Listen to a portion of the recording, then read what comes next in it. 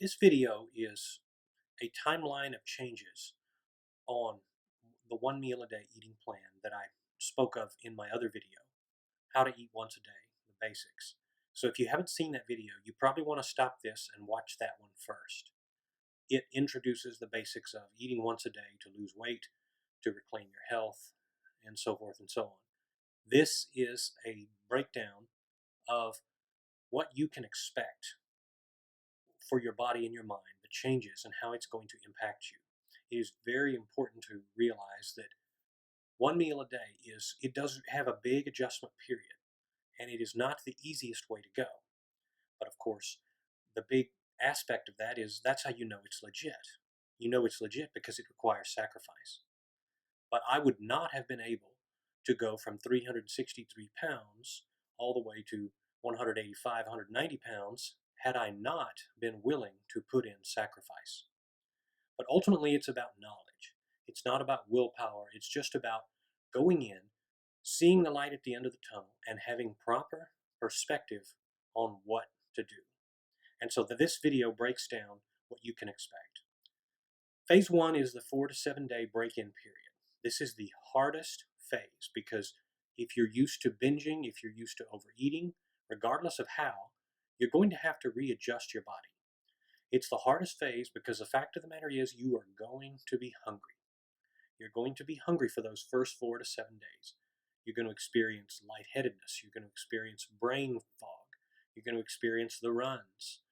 Looking back, I was glad I was off. I was laid off when I started OMAD because your body reacts crazy when you are readjusting your eating plans. The shakes from getting low blood sugar.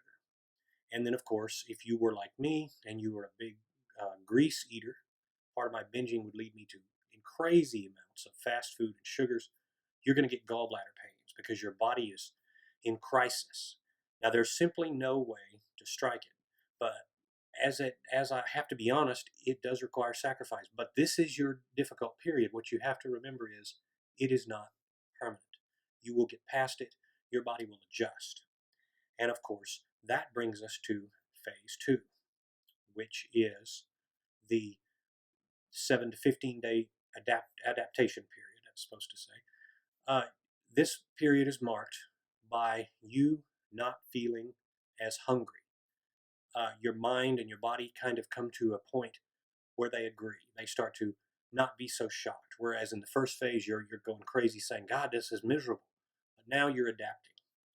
This phase is marked with a big step in the mental clarity department, where your mind begins to accept your changes. But the best thing about this wonderful phase is that your blood sugars level out. And of course, of all of the positive feedback I get on 1 meal a day, some of the best emails come to me and they say, thank you, Joe, for showing me this because now I'm not thinking about food all the time. Now my blood sugars are leveled out and I'm not getting the shakes. I'm not having to tank up on these little meals that these other diet people are advocating. And so the big, huge aspect of that is that right there is enough. Phase 3, the 15 to 30 day adaptation period. Now, at this point, you can really go a little bit further because you learn to be functionally not full. Remember, when you're out of control eating, your body has to be full. You have to keep filling up and gorging. Well, here you learn to be functionally not full. You learn to adapt to being a little bit hungry, but you learn to be productive. And then mental calmness and acceptance of not having food. So you accept the fact that you're going to be hungry sometimes, and you stop vilifying, like so many diet gurus do, the idea of being hungry. You're sometimes going to be hungry, but there's a difference between hungry and starving.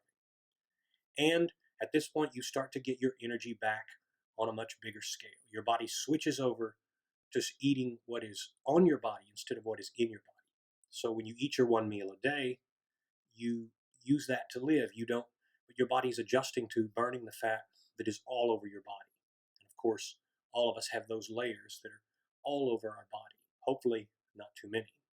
But the best part of this is the close, where you say to yourself, I know I can keep doing this. Whereas prior to that, you were struggling. But at the end of this phase, you say, I know I can keep doing this. I know I can keep going. And folks, there is something to be said of all things for stability. It doesn't matter how good your weight loss plan is, whatever it is, if it's something you cannot sustain. And so the biggest and most powerful thing you can ever do is to realize that what you're doing is sustainable and manageable. Can't say enough for that. You'll start to get your energy back. You'll feel good. You will have a mental calm and acceptance, and you'll be fully functional. That's the beginning, not to mention all the weight you've started to notice you're losing, which at this point will finish out your plateaus. You'll start to see them come to an end. Now, phase 4 is the 60-day mark. You get yet more energy and more enthusiasm, and you experience what's called hunger high. Now, hunger high is where the mental clarity that you've been experiencing before begins to sharpen, and you get a sage-like or monk-like clarity that stays with you. Now, I've said before, every major culture in the world has sages and gurus that fast. And the reason for that is because fasting does something to the mind. And every culture in the world does it because it provides clarity. Having too much is destructive. It's Epicurean. The Stoics, that's the way to go. There's a saying that every society is born Stoic and dies Epicurean. And I don't have to break that down right now, but it's an interesting philosophy. Societies die from too much, from excess, but societies are born hungry. They have a focus, a clarity. But by now, in this point in the phase, you've broken past your plateaus. You are now losing weight more steadily. And best yet, you're back in touch with your instincts. You now know the proper role for food, and you're not constantly thinking about it. Now, phase number 5 is the 90-day mark. At this point, you embrace the role as a socially complex eater. What do I mean by that? A socially complex eater is someone who can basically own the room wherever they're eating. So, in other words, if their friends are eating, then they'll take and it's not their mealtime, they'll take the opportunity to just go right around and enjoy socializing. They'll play with their food. They'll become a little bit more choosy, and they'll start adding in healthier foods and cutting back on things that are not healthy. Whereas at first, they really didn't care. They just eat whatever in a limited portion.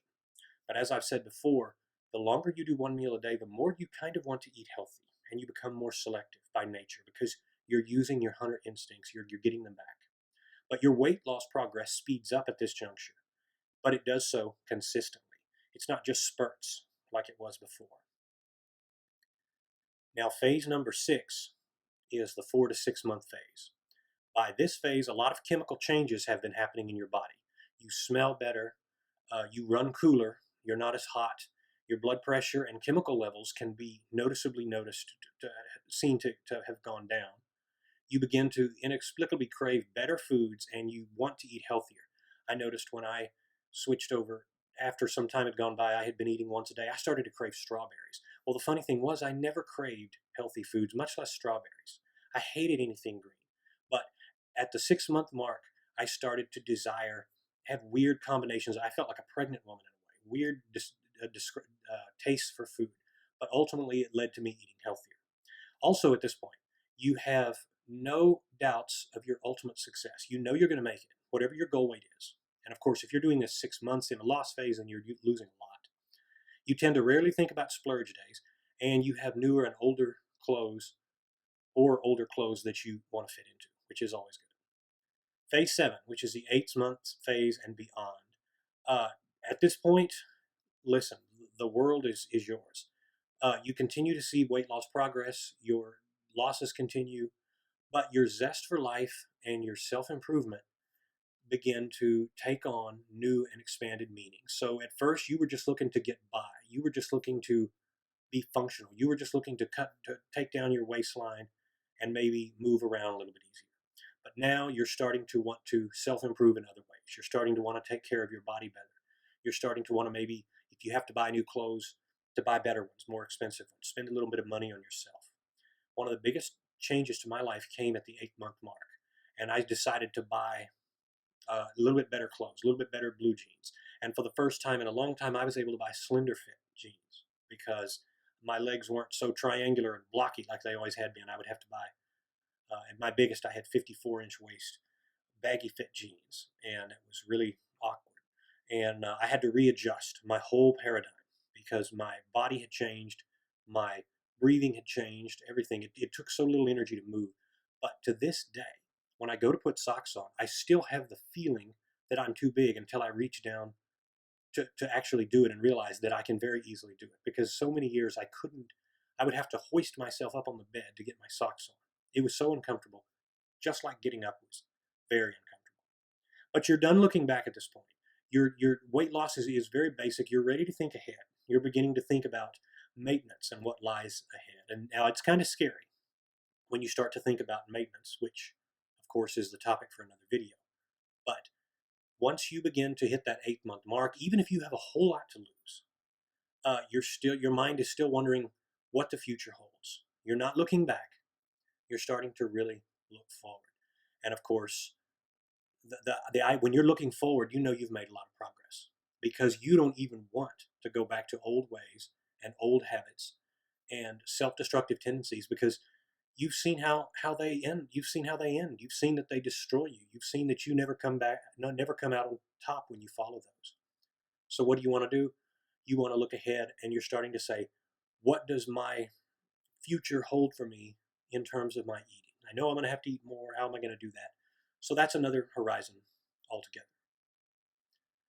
And that's pretty much all there is to it. There's no point in going to any other phases because regardless of how much you have to lose, you're able to maintain and perfectly proceed ahead with that.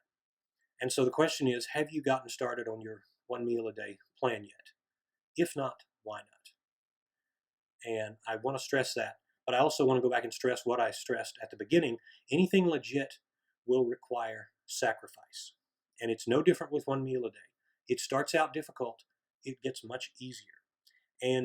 But as a result, it will give you the payback of having a stable body and stable mind.